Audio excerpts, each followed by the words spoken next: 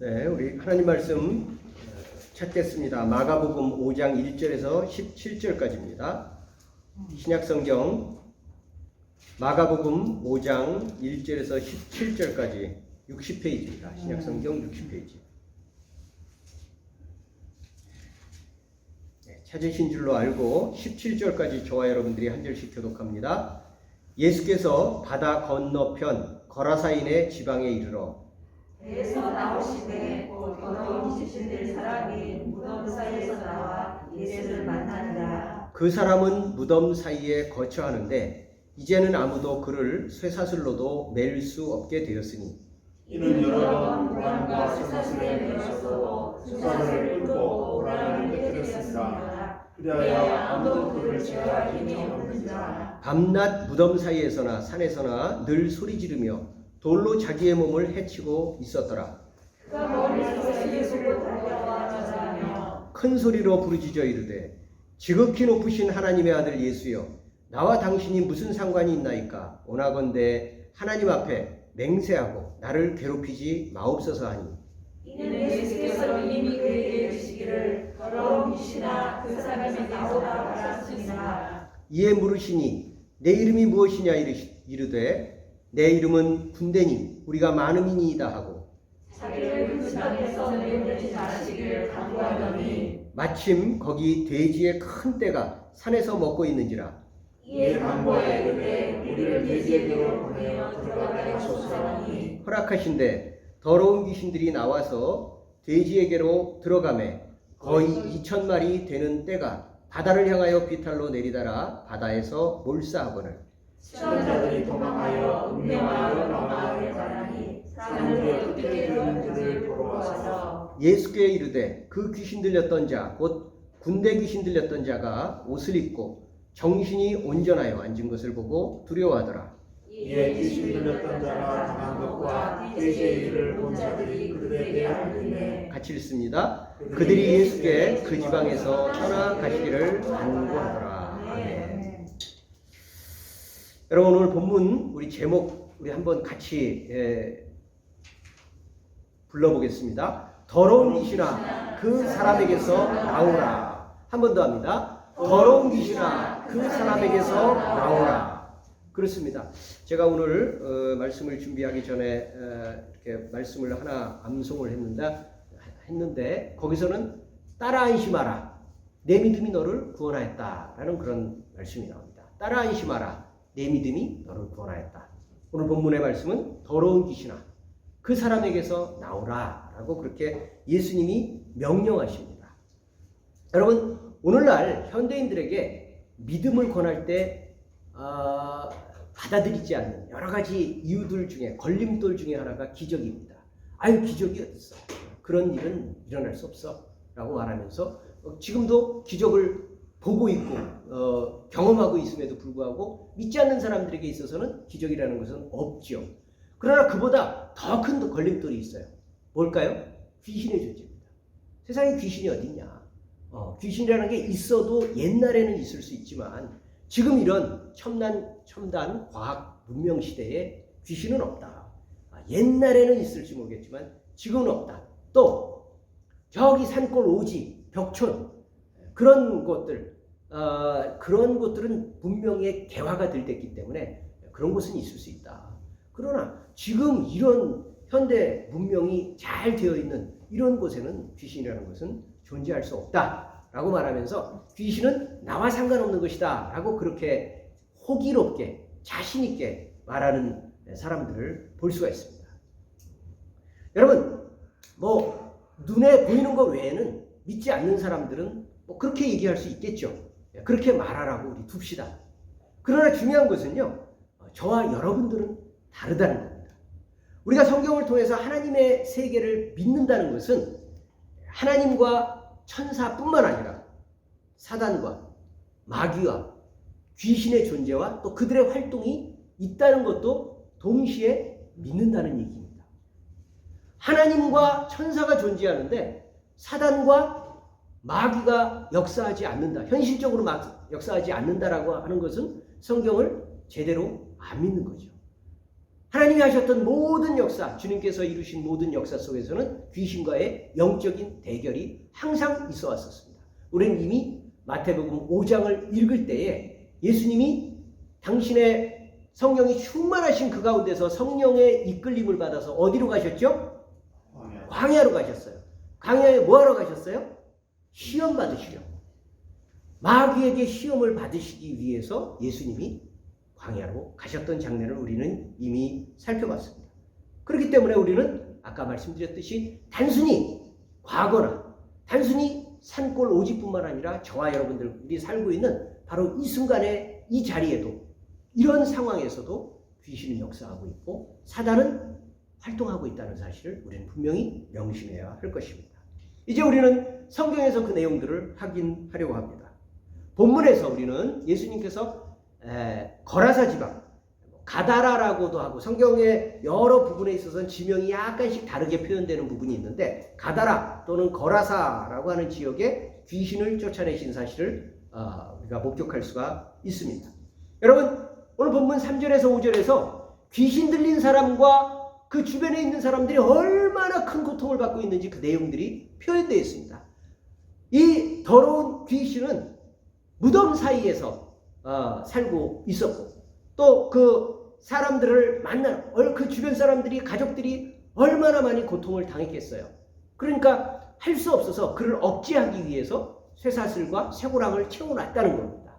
근데 그 쇠고랑을 끊을 정도로 힘이 강해서 도무지 억제할 수 없을 정도로 활기치고 다니고 소리를 지르고 사람들에게 나타나서 괴롭히고 힘들게 하고 심지어는 자기를 자해하는 그런 소동을 벌이고 있는 장면이 3절에서 5절까지의 내용 속에서 나타나고 있습니다. 여러분 이것은 굉장히 사실적인 표현입니다.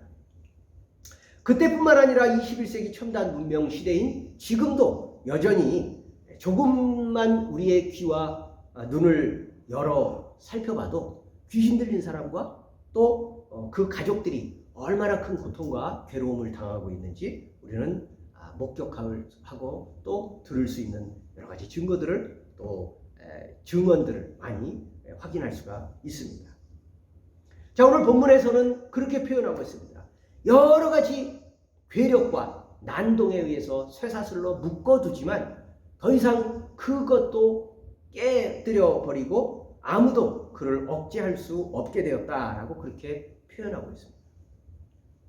아마 이런 모습이 아닐지라도 사단과 귀신의 난동에서 휘둘리며 두려워서 종살이하는, 그러니까 강한 힘에 억눌리게 되면 거기에 굴복하게 됩니다. 그렇잖아요? 세상은요 결국은 힘의 대결입니다. 모든 것들은 다 힘이에요. 진리도 결국은 힘입니다. 설복하는 힘입니다. 물리력도 힘입니다. 마찬가지로 이 귀신도 힘입니다. 사람들에게 보여지는 그 능력으로 괴력을 발산할 때 그리고 억압할 때 사람들은 그 앞에 짓눌려 길을 잃게 되고 있습니다. 이런 모습은 여전히 현실적이고 매우 사실입니다. 이제 예수님이 나타납니다. 예수님이 배에서 그 지방에 오셨을 때 이 귀신 들린 자의 난동이 나타나 있기 때문에 예수님께서의 반응이 여기서 나타나 있습니다. 여러분 그런데 우리가 그런 얘기 많이 듣죠. 용한무당은 예수 믿는 사람을 알아본다. 그러니까 얼치기들은 모르겠죠. 근데 용한무당은 이 예수 믿는 사람들을 알아본다는 거예요. 한번 여러분들 용한무당한테 한번 가보십시오. 여러분들 알아보는지, 그러니까 내가 믿음이 출중한지, 그 무당이 용한지 알아보기 위해서 한번. 저는 못 알아보면 굉장히 당황스러워요. 그러니까요. 이거 뭐 어떻게 보여줄 수도 없고 드러낼 수도 없고 참 서로 난감할 것 같아요. 아무튼 여러분 용한무당이 예수 믿는 사람을 알아보듯이 이 귀신도 영이기 때문에 사람들은 예수님의 정체를 잘 모르는데 예수님을 벌써 대번에 알아보는 거죠. 그래서 밖으로 나타나는 말이 아닐지라도 예수님과 이 귀신들 사이에는 벌써 수없이 많은 말들이 주고 갔던 것을 확인할 수가 있습니다. 우리 6절에서 7절을 보면 우리 같이 한번 읽어봅시다. 시작. 그가 멀리서 예수를 보고 달려와 절하며 큰 소리로 부르짖어 이르되 지극히 높으신 하나님의 아들 예수여 나와 당신이 무슨 상관이 있나이까. 원하건대 하나님 앞에 맹세하고 나를 괴롭히지 마옵소서 하니. 예, 이 귀신이 당장 달려와서 예수님 앞에 무릎 꿇고, 아니 왜 이렇게 오셔서 하나님의 지극히 높으신 아들이여, 왜 오셔서 나하고 상관이 없는데 나를 괴롭히십니까?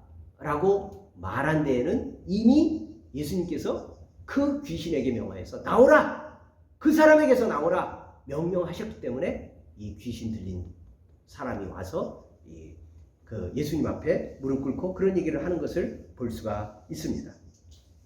여러분, 그렇죠. 귀신은 예수님의 정체를 우리보다 더 잘 알아요. 우리보다 더 잘 알아요. 그러나 여러분, 귀신의 알분, 귀신이 예수님을 알아보는 알은 예수님에 대한 신앙 고백이 아닙니다. 그렇죠. 지극히 높으신 하나님의 아들이요, 겉들의 표현에는 신앙 고백처럼 보입니다.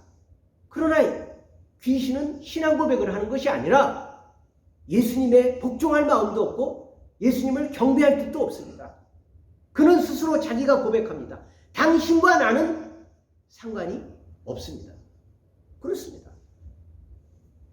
마귀에 가는 길과 사단이 가는 길과 예수 그리스도께서 가는 길이 다르고 운명이 다르죠. 요한복음 10장 10절에 보면 도둑이 오는 것은 도둑질하고 죽이고 멸망시키려는 것뿐이요, 내가 온 것은 양으로 생명을 얻게 하고 더 풍성히 얻게 하려는 것이라. 목표가 다르고 길이 달라요. 그들이 온 것은 뭐예요? 온 세상을 다 뒤집어 놓으려고, 패망시키려고, 멸망시키려고, 깨트리려고, 부서뜨리려고, 고통스럽게 하려고. 그래서 도둑이라고 말씀하십니다. 강도라고 말씀하십니다. 그러나 우리 예수님은 어때요? 온 세상에 생명을 주시되 풍성히 주시기 위하여서 오셨다. 길이 다릅니다. 그 고백은 같아 보이지만 다릅니다. 놀라운 것은 귀신은 자신의 운명이 예수님의 뜻과 결정에 달려있음을 분명히 알고 있다는 사실입니다. 귀신이 아무리 난동을 부리고 사람들을 괴롭게 한다고 할지라도 자신들의 운명은 예수님의 처분에 달려있다는 것을 너무나도 정확하게 알고 있습니다. 그렇습니다. 사단과 마귀 귀신이 죄 아무리 온 힘을 다해서 하나님을 대적하고 세상과 믿는 사람들을 괴롭히고 멸망시키려고 애쓴다고 할지라도 그들의 운명은 결국 예수 그리스도의 권세 앞에 제어되고 멸망되고야 맙니다. 그들의 포각과 난동이 제 아무리 무섭고 흉포하게 보여도 제한된 시간, 그리고 허락하시는 한계 안에서만 존재하는 거죠. 우리는 그것을 명심해야 됩니다. 당연히 예수님은 어떻게 하십니까? 여러분, 예수님이 사람들과 또 예수님이 여러 가지 상황들 속에서 상황들을 만나실 때, 또 사람들을 만나실 때 많은 이야기들을 주고받는 것을 볼 수 있습니다. 예수님은요, 결코 용건만 간단히 이렇게 사시지 않습니다. 너 목적이 뭐야? 뭐 이겁니다. 그럼 딱 그것만 해주시고 딱 끝나고 그러시지 않고 예수님은 항상 세심한 대화를 하십니다. 어떤 삶을 살아왔고 어떤 필요가 있었고 어떤 목적이 있었고, 또 심지어는 그가 얘기하지 않은 부분, 또 그가 기대하지 않은 그 이상의 부분들을 항상 예수님은 더 덧붙여서 그를 치유하시고 구원하시는 장면들을 우리는 많이 볼 수가 있습니다. 그러나 여러분, 귀신과는 그렇게 하지 않습니다. 예수님은 귀신하고 말을 섞을 일이 없어요. 그렇죠? 자세하게 그랬어, 그러면서 그 상담하듯이 귀신하고 깊은 대화를 나누실 이유가 없습니다. 단지 추방하실 뿐입니다. 떠나라, 그에게서 떠나라 라고 명령하시는 것을 볼 수가 있습니다. 그리고 그들의 정체를 밝히십니다. 8절과 9절을 다시 읽어봅니다. 시작. 이는 예수께서 이미 그에게 이르시기를 더러운 귀신아 그 사람에게서 나오라 하셨습니다. 이에 물으시니 내 이름이 무엇이냐 이르되 내 이름은 군대니 우리가 많음이니이다. 그렇습니다. 여기서 우리는 귀신의 정체에 대해서 굉장히 짧지만 굉장히 중요한 정보를 얻을 수가 있습니다. 여러분, 우리는 귀신에 대해서요, 그러니까 뭐 사실 믿는다라고 해도 그 통념 중에 정확하지 않은 내용들이 너무 많아요. 우리 그런 거 있잖아요. 관심이 많고 흥미가 많은 것은 거기에 딸려붙는 많은 억측들도 많다는 걸 알 수 있잖아요. 그만큼 귀신, 뭐 예를 들어서 옛날에 지금도 마찬가지지만 북한 그러면 북한에서 가보지 않은 사람들이 뭐 우리는 다 직접 경험해본 세대가 이미 거의 없기 때문에 직접 가보거나 만나본 적도 없는데도 마치 북한에서 한 수십 년 산 사람처럼 많은 얘기들을 덧붙여서 합니다. 왜요? 여러 가지 엄청난 얘기들은 많이 듣지만 오히려 베일에 가려 있기 때문에 훨씬 더 많은 억측들이 가능하듯이 귀신에 대해서도 마찬가지입니다. 귀신에 대해서는 동서고금을 막론하고 수없이 많은 억측들이 딸려붙습니다. 그 중에 가장 큰 억측 중에 하나가 뭐예요? 귀신은 죽은 자의 영이다. 이겁니다. 근데 여러분 사실이 아닙니다. 귀신은요 죽은 자의 영이 아닙니다. 예. 죽은 자의 영이라고 하는 그 말은 거짓말입니다. 왜 죽은 뭐 혹시 이런 얘기죠. 뭐 예컨대 뭐 조상 우리 앞서 죽었던 그 조상 어떤 할아버지가 어떤 일찍 죽은 그 외할아버지의 외삼촌의 그 영이다. 그런 얘기를 듣게 됩니다. 그런 얘기를 들으면 우리는 어떤 마음이 생겨요? 동질감이 생기죠. 아, 우리 조상이네. 우리 조상의 영이네. 또는 우리 망자의 한을 품고 죽은 처녀귀신, 총각귀신, 결혼도 해보지 못하고 그 죽은 그 망자의 한. 어때요? 동정심이 생기죠. 그러니까 뭔가 교감이 자꾸 만들어집니다. 그래서 성경은 죽은 자의 영이라고 말하지 않습니다. 그것은 악의 영입니다. 사단이 부리는 악한 영입니다. 우리하고 운명이 다른 저주받을 멸망의 자식입니다.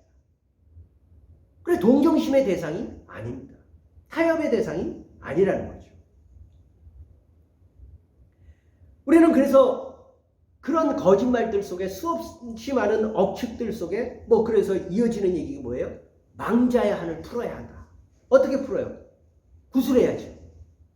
그래서 많은 돈을 들여서 구술하고 구술하는 것으로 끝나는 게 아니라 계속 그 귀신을 잘 섬겨야 되고 그 귀신의 뜻대로 행해야 되고 그래서 그 뜻에 반하는 행동을 하면 안 되고 점점점 그 운명은 귀신에 사로잡힌 그 묶여있는 그런 영에 묶여서 사는 것을 볼 수가 있습니다. 뿐만입니까? 궁합이 안 맞는다. 털을 잘못 썼다. 날짜를 잘못 잡았다. 그러니까 이런 것들을 모두 다 운명을 바꿔야 한다라는 그런 이름으로 사람의 삶을 구속하고 속박해서 하나님이 허락하신 자유 가운데서 풍성한 삶을 누리지 못하게 하는 사단의 영이 분명하게 작용하고 있는 모습들이 이 거짓 속에서 나타나고 있는 것을 볼 수가 있습니다. 그러나 여러분 우리가 무시할 수 없습니다. 아까도 얘기했지만 용한 점쟁이, 용한 무당이라는 것이 실제로 있는 거예요. 정말 귀신의 영에 깊이 쓰여진 그래서 사용되고 있는 그런 영매들이 있어요. 그들은 정확히 맞춥니다. 그러니까 우리는 맞추느냐 엉터리냐 이것으로 그 진위를 분별하면 안 됩니다. 상당히 그럴듯한 모습에 점을 치거나 또는 어떤 구슬하거나 또는 영을 통하는 그런 모습들을 나타내는 것은 사실적이고 또 상당히 믿을 만한 근거가 있습니다. 이게 어떻게 가능합니까? 왜냐하면 그 영매라고 하는 것은 영을 통한 매체이기 때문에 귀신이라고 하는 것은 당연히 영적인 존재이기 때문에 한 사람의 과거와 현재와 미래라고 하는 시간과 공간을 초월한 존재이기 때문에 얼마든지 그 정보를 알아낼 수 있는 존재거든요. 그러니까 그 알아낸 내용들을 자기의 영매인 무당이나 점쟁이에게 당연히 가르쳐주죠. 알려줍니다. 그래서 그 내용을 정확하게 판단해서 사람들이 그 과거와 현재의 미래에 묶여서 더 이상 아무것도 할 수 없도록 만들어내는 그런 역할들을 하게 된다는 것입니다. 서로 협력관계예요. 오늘 예수님께서 이 귀신에게 이름을 물으셨어요. 뭐라고 말합니까? 군대입니다. 왜냐하면 우리는 여럿이기 때문입니다. 우리는 많기 때문입니다. 라고 말하는데 이것은 많은 귀신이 들렸다는 뜻일 수도 있고 또 한편으로는 귀신들 사이에 아까도 말씀드렸듯이 협력하는 그 서로 소통하는 협력이 있다라는 그런 의미로도 우리는 이해할 수가 있습니다. 여러분, 우리는 모세 때도 바로 앞에 부리던 많은 용한 술사들이 모세가 했던 것과 비슷한 흉내를 냈던 것을 여러분들 기억하시죠? 가능합니다. 얼마든지 가능합니다. 고대나 현재나 수없이 많은 영매들은 하나님이 하시는 그런 능력을 흉내내는 모습들을 엄청나게 많이 보일 수 있습니다. 그렇기 때문에 강합니다. 사람은 스스로의 힘으로 귀신의 존재와 맞서기가 어렵습니다. 그러나 여러분, 다시 말씀드리지만 아무리 강해 보여도 예수 그리스도의 권세와 능력 앞에서 꼼짝할 수 없고 그 자기의 귀신 자체의 운명도 구걸해야만 하는 한낱 더러운 영에 지나지 않는다는 그 정체를 우리는 분명히 알아야 됩니다.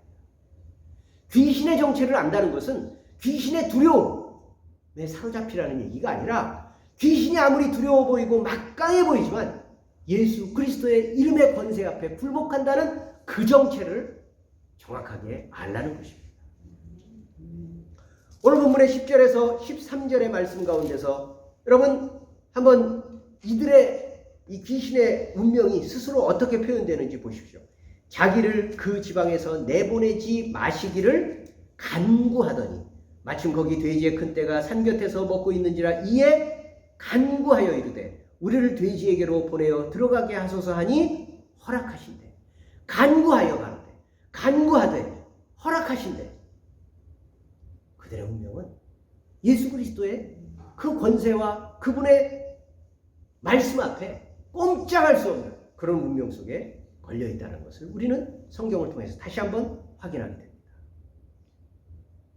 여러분, 이제 우리가 조금 더 본문의 말씀을 이어서 우리 현대인들은 귀신의 정체와 그들의 활동에 대해서 지금 너무 지나치게 크게 보기 때문에가 아니라 오히려 너무 무시하기 때문에 많은 우를 범하는 것을 볼 수가 있습니다. 우리의 참 무기력함은 귀신의 정체에 대해서 너무 무심하고 또 관심이 없고 그 정체에 대해서 알지 못해서 벌어지는 일들이 참 많이 있습니다.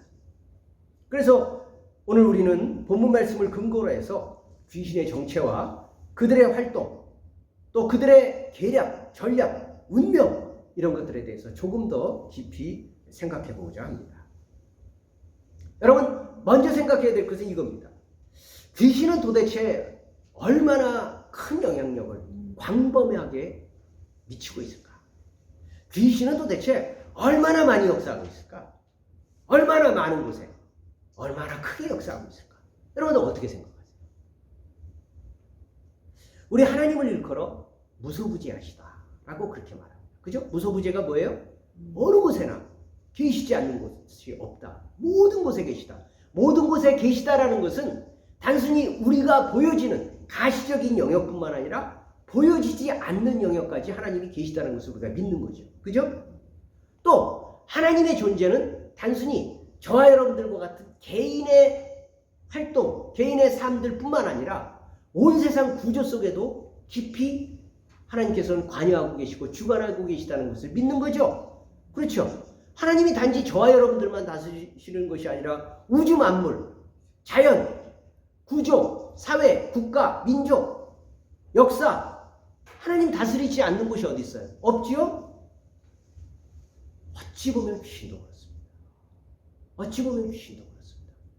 귀신은 보이는 곳이나 보이지 않는 곳이나 개인이나 구조나 역사나 우주나 모든 것들에 다 관여합니다. 강한 영이기 때문에 그렇습니다.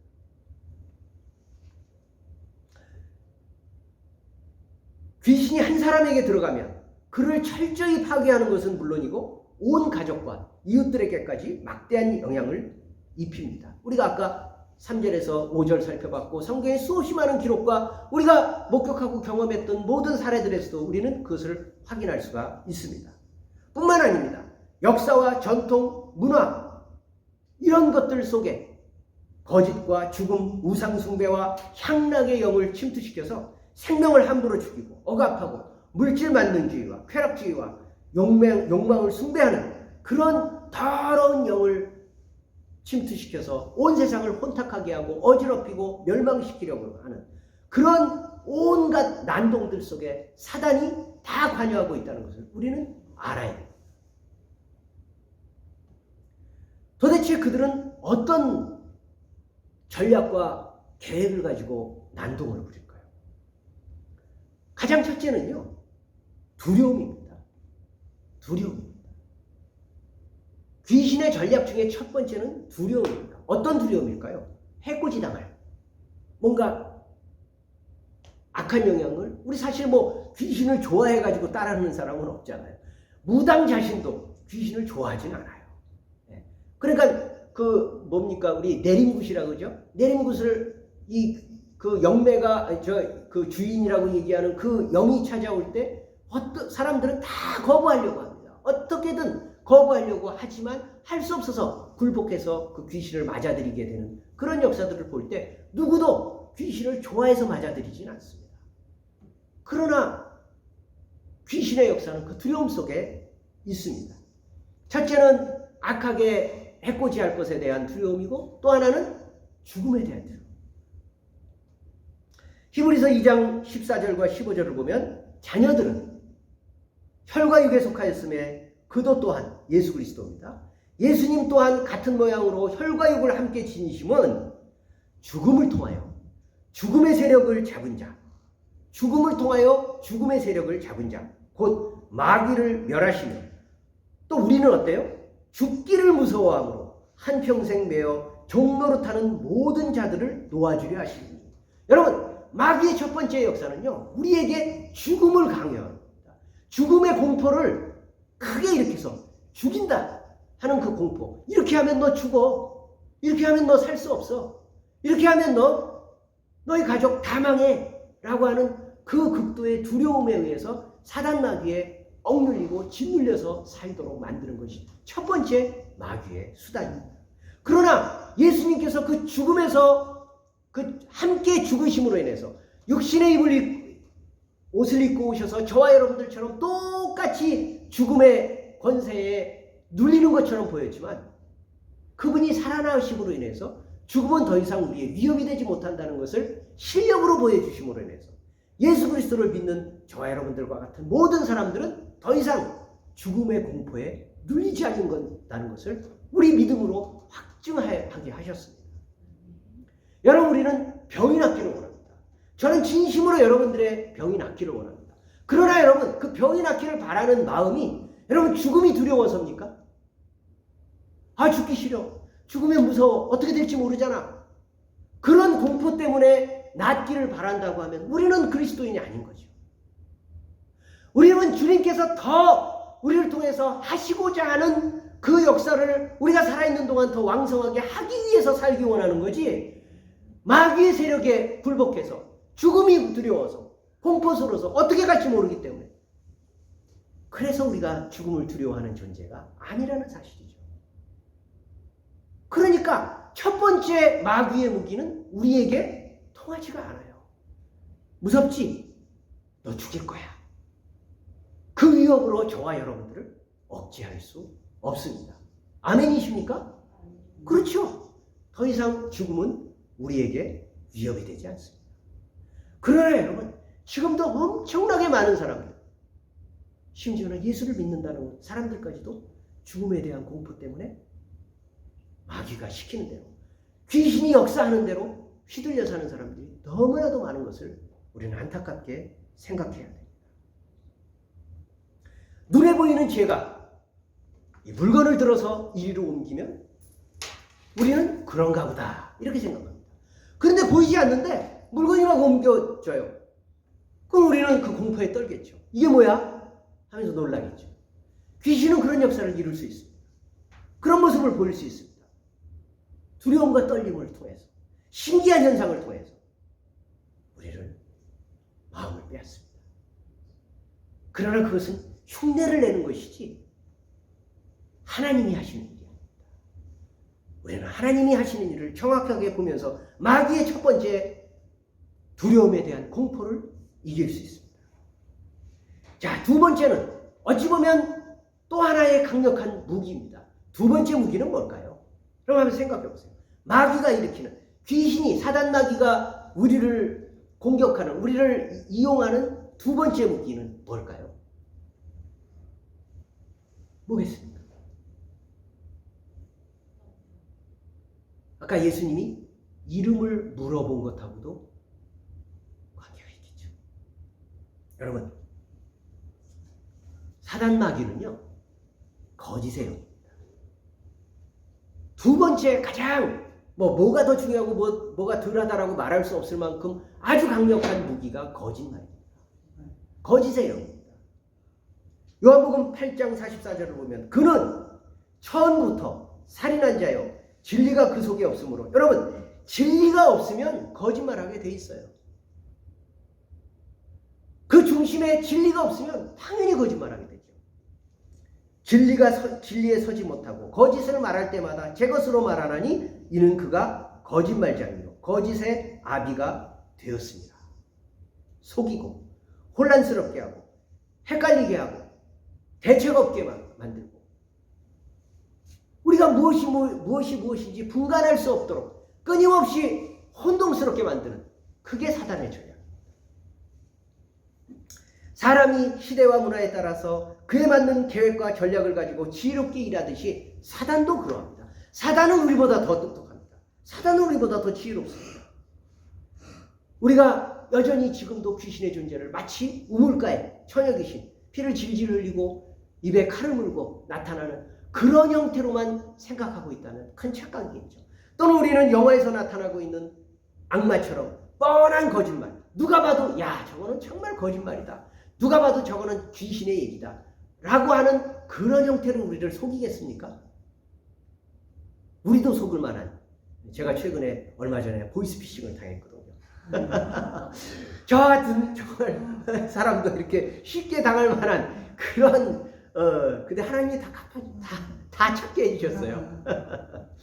아무튼 이렇게 현대인들이 안 속지 하는 가운데서도 속는 것처럼 그렇게 쉽게 사단이 우리를 거짓말로 속이지는 않을 것입니다. 사단은 시대와 문화에 따라서 갈수록 더 교묘해집니다. 여러분, 우리는 이미 마태복음 4장에서 예수님의 광야 시험을 보았죠? 그 광야 시험에서 마귀는 심지어 성경 말씀을 인용합니다. 예수님을 대적하면서 성경 말씀을 인용하면 할 말 다 했죠? 할 말 다 했잖아요. 사단 마귀는 성경까지도 통해서 우리를 속입니다. 성경이 이렇게 말씀하고 있잖아. 그러니까 넌 그렇게 해도 돼. 하나님의 말씀에 이런 약속이 있어. 너는 그것을 바라도 돼. 라고 하면서 우리 마음의 욕망을 자극합니다. 사단은 자신의 정체를 숨기거나 속여서 믿음이 없고 죄에 친숙하고 또 혼란스러운 사람들을 통해서 활발하게 일합니다. 또 특별히 현대에 있어서는 문화에 틈타 있습니다. 오늘날 우리는 무당이다, 귀신이다, 굿이다 이러면 굉장히 거부감이 많습니다. 아이, 그건 안 되지. 아이, 그렇게까지는 하면 안 되지. 그러나 그냥 운수 본다, 그냥 점친다, 또는 요즘에 타로 뭐 이런 문화적인 매체를 통해서 자연스럽게 일상적으로 접근하는 이런 모습, 그러면 장난 삼아서, 아니 그냥 재미 삼아서, 믿는 건 아닌데 그냥 재미 삼아서 어찌되나 하는 번 보는 거야, 뭐 이렇게 조금씩 친숙하게 다가오고 있습니다. 그러나 여러분, 그게 정말 사단의 공작이고 거짓말입니다. 이 모두가 영적인 간음이고 우상숭배입니다. 귀신이 틈타기 딱 좋은 환경입니다. 조금씩 타협하게 해서 완전히 그 속에 빠지게 만드는 그 전략을 사단은 갈수록 많이 사용하고 있습니다. 그 다음에 여러분, 우리가 기억해야 될 것은, 그렇다면 도대체 어떤 사람들이 마귀에게 속는가? 어떤 사람들이 귀신이 들리나? 귀신은 어떤 사람들에게 틈타나? 뭐 다 마찬가지 얘기겠죠. 어떻게 생각하세요? 귀신은 어떤 사람들에게 틈탈까요? 사단과 마귀는 영이라는 사실을 기억합시다. 영입니다. 육체가 없어요. 보이는 실체가 아닙니다.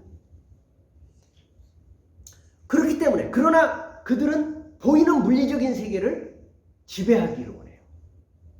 보이지 않는 자들이지만 보이는 세계를 지배하기를 원합니다. 그래서 반드시 물리적인 세계에 영향력을 행사하기 위해서는 반드시 물질적인 육신을 가진 사람을 필요로 합니다. 저와 여러분들과 같은 보이는 물리적인 사람의 세계를 원하기 때문에 그들의 육체를 탐합니다. 그래서 사람에게 들어가려고 하는 것입니다. 그런데 여러분, 아무리 그들의 소원이 사람에게 틈타서 육체를 통해서 뭔 공작을 일으키려고 할지라도 마음대로 할 수가 없습니다. 심지어는 하나님께서도 우리의 동의를 통하여서 우리 안에 거하시잖아요. 그죠? 우리가 하나님을 아무리 하나님이 사모하고 하나님이 우리 안에 주인이 되기를 원하셔도 우리가 극구 거부하고 하나님을 저주하고 하나님의 뜻에서 떠나기를 바라면 하나님은 우리를 강제로 열어젖히지 않으십니다. 할 수 없어서가 아니라 그렇게 하시지 않습니다. 마귀와 사탄도 마찬가지입니다. 우리를 강제로 열어젖히지 못합니다. 틈을 얻습니다. 우리가 동의를 해야 됩니다. 우리가 그들의 협조를 얻어야 합니다. 그들은 우리의 협조를 반드시 얻어야 합니다. 가장 기본적으로는 하나님을 믿지 않는 사람들, 말씀이 없는 사람들의 그 허약한 마음을 틈타서 그들은 마음대로 침투합니다. 특별히 상습적인 죄악을 달고 살아가는 사람들에게 아예 터잡고 살아가는 경우에 우리는 그들을 뭐라고 불러요? 귀신 들렸다. 오늘 본문의 말씀처럼 귀신 들린 자들은 어때요? 그 마음속에 악한 영을 허락한 거예요. 그들이 마음대로 와서 살 수 있도록 진리에 대한 마음도 없고 하나님도 믿지 않고 또 하나님을 믿지 않아도 자기 마음대로 살려고 하는 아주 방탕한 모습의 자기의 삶을 허락해버린 겁니다. 귀신의 영이 마음대로 놀이터처럼 갖고 노는 것이죠. 특별히 상습적 죄악을 달고 살아가는 사람들에게는 아예 터잡고 살아가는 경우가 많이 있습니다. 그런데 여러분, 놀라운 것은요, 어때요? 예수를 믿는 사람들에게도 일시적으로 사단과 마귀의 영이 침투해서 하나님의 뜻을 대적하는 일들도 있습니다. 우리는 가장 대표적인 경우를 베드로에게서 보잖아요. 베드로는 예수님을 그리스도시요 살아계신 하나님의 아들입니다 라고 고백한 그 다음에 예수님이 이제 됐구나, 너희들은 내가 이제 십자가에 못 박혀 죽을 그 사실에 대해서 이야기해도 되겠구나 라고 하면서 그 말씀을 하실 때 베드로가 안 됩니다, 세상에 그런 일이 어디 있습니까, 주님은 우리가 지킬 겁니다, 그렇게 하지 마십시오 라고 극구 매달리는 장면이 나타납니다. 예수님이 뭐라고 말씀하십니까? 사단아 물러가라. 어떻게 하나님의 일을 생각하기보다는 너는 사람의 일을 생각하는구나 라고 하면서 너에게 악한 영이 지금 들렸다 라고 그렇게 말씀하고 있습니다.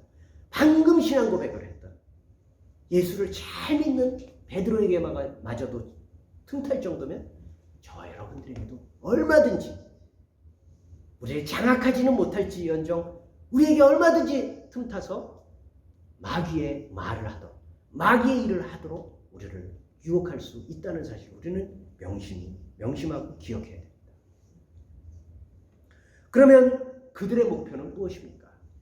단기적인 목표는 사람들이 죄를 즐거워하고 하나님을 싫어하고 미워하고 또 떠나게 해서 세상이 그들의 왕복되게 하는 것이죠. 그렇죠? 당연히 그렇죠. 우리가 하나님을 떠나고 하나님을 싫어하고 멀리하고 이 세상은 그들이 부리기 좋은 자신들의 놀이터처럼 만들어가기를 원하는 것이 그들의 목표입니다. 그러나 더욱 장기적으로는 아까 말씀드렸듯이 그들의 운명은 이미 결정되어 있습니다. 그건 그들도 잘 알아요. 그들의 운명은 뭐예요? 멸망당하는 겁니다. 영원토록 멸망당하는 겁니다. 그런데 그 멸망을 자기만 죽지 않겠다는 겁니다. 함께 끌어들이는 거예요. 이 땅에 존재하고 있는 육신을 입은 저와 여러분들과 같은 사람들이 함께 그 멸망의 자식이 되도록 이끌어 나가는 것이 그들의 최종적인 목표입니다. 자, 이제 우리는 그들을 어떻게 대처해야 되겠습니까? 어떻게 우리는 그들을 대처해야 할까요? 가장 먼저는 분별하는 것이죠. 여러분, 우리가 대처하려면 어떻게 해요? 누가 간첩인 줄 알려면 간첩이 누군지 알아야 될 거 아니에요. 대처하려면 우리는 알아야 돼요. 사단이 누구이고 사단이 어떻게 역사하고 사단이 어떤 모습으로 침투해 있는지 그 정체를 분명히 파악해야 됩니다. 그러려면 우리는 정신을 바짝 차리고 어때야 돼요? 말씀에 정통해야 됩니다. 우리가 말씀에 우리가 깊이 뿌리 내려서 읽고 묵상하고 그 말씀 안에서 살아가려고 노력하는 이유는 사단 마귀에게 속지 않기 위함입니다. 이어서 정체를 확인했을 때 어떻게 해야 돼요? 오직 예수 그리스도의 이름의 권세를 믿고 성령에 의지하여서 틈을 주지 말고 대적하고 쫓아내야 됩니다. 예수 그리스도의 이름의 권세를 믿고 우리는 사단 마귀를 쫓아내야 됩니다. 무슨 은사가 있는 사람은 할 수 있고 은사가 없는 사람은 할 수 없는 것이 아니라 그 은사 이전에 우리는 예수 그리스도의 권세를 믿는 사람입니다. 그게 더 중요합니다. 은사는 여러분 여러 가지 부분에 있어서 있는 사람도 있고 없는 사람도 있지만 동일한 것은 우리가 예수 그리스도를 믿는다는 사실입니다. 그래서 우리는 귀신을 쫓아낼 수 있습니다. 베드로전서 5장 8절 9절을 보면 근신하라 깨어라 너희 대적 마귀가 우는 사자같이 두루다니며 삼킬 자를 찾나니 너희는 믿음을 굳건하게 하여 그를 대적하라 라고 말씀하고 있습니다. 여기서 중요한 것은 사단 마귀의 왕국을 멸하고 하나님 나라를 세우려고 오신 예수 그리스도의 이름과 그 이름의 권세를 의지하는 것입니다. 그렇기 때문에 우리의 삶이 성령 충만한 그런 삶을 언제나 살아가야 하는 것입니다. 사실 저도 얼마 전까지만 하더라도 이런 사단 마귀의 이야기들 또 그들의 귀신의 정체에 대한 것들에 대해서 거의 생각하지 않고 또 그들의 활동에 대해서 거의 깨닫지 못했습니다. 좀 더 정확하게 말하자면 귀신이 있든 없든 나하고 무슨 상관이냐 뭐 거의 이런 정도의 생각 그런 생각에 많이 빠져 있었습니다. 그러나 사단 마귀의 침투와 공격이 얼마나 은밀하고 구체적이고 또 그들이 물리적인 모습뿐만 아니라 굉장히 사람의 생각과 또 사고와 문화와 정신과 이런 것들을 통해서 구체적으로 역사하는지 하는 그런 것들을 제가 경험하고 나서 그 피해와 고통을 맛보고 나서 정신을 바짝 차리게 되었습니다. 우리는 그런 부분들에 대해서 깨어나는 계기가 있어야 됩니다. 오늘 본문에서도 그런 영적 세계에 대해서 둔감한 사람들의 매우 이기적이고 시큰둥한 반응을 목격할 수가 있습니다. 오늘 본문은 여러분들 14절부터 17절까지의 말씀을 한번 제가 읽어보겠습니다. 치던 자들이 도망하여 읍내와 여러 마을에 말하니 사람들이 어떻게 되었는지를 보러 와서 예수께 이르되 그 귀신 들렸던 자 곧 군대 귀신 집혔던 자가 옷을 입고 정신이 온전하여 앉은 것을 보고 두려워하더라. 이에 귀신 들렸던 자가 당한 것과 돼지의 일을 본 자들이 그들에게 말하매 그들이 예수께 그 지방에서 떠나가기를 간구하더라. 본 사람들이 있습니다. 목격한 사람들이 있습니다. 실제로 귀신이 들렸던 사람들이 있습니다. 그들의 목격과 체험을 아무리 말해도 그것을 사실로 확인했음에도 불구하고 그게 나하고 무슨 상관이냐. 지금 당장 중요한 것은 그것으로 인하여서 돼지떼가 손해를 봤구나. 야, 그러면 예수가 여기 있으면 안 되겠다. 괜히 더 큰 일 벌어지겠다. 우리에게 더 큰 손해가 생기면 어떡하겠냐. 예수님 떠나주십시오. 라고 하는 이 사람들의 모습을 지금 오늘날도 우리는 볼 수가 있습니다.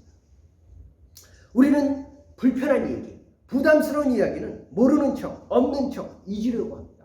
그러나 문제는 없다고 우리가 모르는 척 한다고 해서 없어지는 게 아니라 더 크게 휘둘리게 된다는 사실을 우리는 명심해야 하는 것입니다. 특별히 우리는 사단 마귀 귀신의 활동이 죄와 연결되어 있음을 명심하고 죄를 대적하고 행실을 바로 함으로써 성령 충만한 삶을 살도록 우리의 온 힘을 다해서 노력해야 될 것입니다. 내가 선을 행하면 어찌 낯을 들지 못하겠느냐. 선을 행하지 아니하면 죄가 문에 엎드려 있느니라. 죄가 너를 원하나 너는 죄를 다스릴지니라. 하나님이 가인에게 하시는 말씀입니다. 가인이 자기 동생 아벨을 죽이기 전에 죽일 마음을 먼저 가지고 있을 때 하나님이 먼저 경고하십니다. 너를 유혹하는 자가 언제나 호시탄탐 너를 노리고 있는데 중요한 것은 네가 그에게 틈을 주지 않는 것이다 라고 하나님은 먼저 말씀하고 계십니다. 우리는 그저 가만히 앉아서 모든 게 다 잘 될 거야 라고 말하는 것으로 가만히 있어서는 안 되는 것이고, 말씀에 의지하여서 정신을 차리고 하나님 앞에서 합당한 영적 몸부림이 있어야 합니다. 사실 사단과 귀신의 영을 따르고 죄의 세상 풍조를 따라서 살아가는 것은 매력적이고 성공과 행복을 보장하는 것처럼 보입니다. 반면에 오직 하나님만 참된 주인으로 모시고 말씀대로 살아가는 삶은 매일매일 자신을 부인하고 제 십자가를 지면서 때로 애매한 고난과 큰 시련도 각오하는 그런 좁은 길이기 때문에 우리는 별로 매력을 느끼지 못합니다. 그래서 우리는 자주 방향을 놓치고 경각심을 잃습니다. 그러나 명심할 것은 우리가 누구를 믿고 어떻게 살아가느냐에 따라 우리가 살아간 대로 갚아주시는 하나님의 공의롭고 엄정한 심판이 있다는 사실을 우리는 분명히 기억해야 합니다. 내 백성아, 거기서 나와 그 죄에 참여하지 말고 그가 받을 재앙들을 받지 말라. 그의 죄는 하늘에 사무쳤으며 하나님은 그의 불의한 일을 기억하신지라. 그가 준 그대로 그에게 주고 그의 행위대로 갚아주고 그가 섞은 잔에도 갑절이나 섞어 그에게 주라. 그가 얼마나 자기를 영화롭게 하였든지 사치하였든지 그만큼 고통과 애통함으로 갚아주라. 요한계시록 18장 4절에서 7절 말씀입니다. 이제 말씀을 마치려고 합니다. 가짜는 진짜를 이길 수 없습니다. 귀신이 제 아무리 난동을 벌여도 예수 그리스도의 이름의 권세와 성령의 능력을 이겨낼 재능이 없습니다. 우리는 두려워할 것이 아니라 파악하는 것이 중요합니다. 파악하고 대적하고 싸워 이기는 것이 우리에게 주신 하나님의 역사입니다. 사단을 대적하고 귀신을 물리치는 가장 효과적인 방법은 항상 눈에 불을 켜고 사단과 귀신의 흔적을 뒤쫓아 다니는 것이 아닙니다. 무엇이 귀신의 역사일까? 무엇이 사단의 일일까? 열심히 쫓아다니는 것이 우리의 역할이 아니라 우리가 힘써 하나님을 사랑하고 그분을 높이고 그분의 뜻대로 살아가는 성령 충만한 삶이 가장 우선적인 대처이고 대비이고 싸움인 것을 우리는 분명히 알아야 됩니다. 그래서 온 힘을 다하고 말씀을 읽고 묵상하고 말씀대로 살도록 애써야 합니다. 그리고 우리 자신과 가족과 믿음의 공동체가 성령 충만하도록 힘써 기도해야 합니다. 그리고 혹시 거짓 영에 마음이 빼앗겨 의지하고 휘둘리는 사람들이 있다면 믿음을 권하고 기도해 줘야 합니다. 우리는 온 세상이 온전한 하나님의 나라로 드러날 때까지 끝까지 주의 충성스러운 영적 군대로 살아갈 수 있는, 그리고 그의 충성스러운 군대로 하나님 앞에 복종하며 하나님의 말씀대로 살아가는 저와 여러분들 되시기를 예수님의 이름으로 간절히 축원드립니다. 아멘.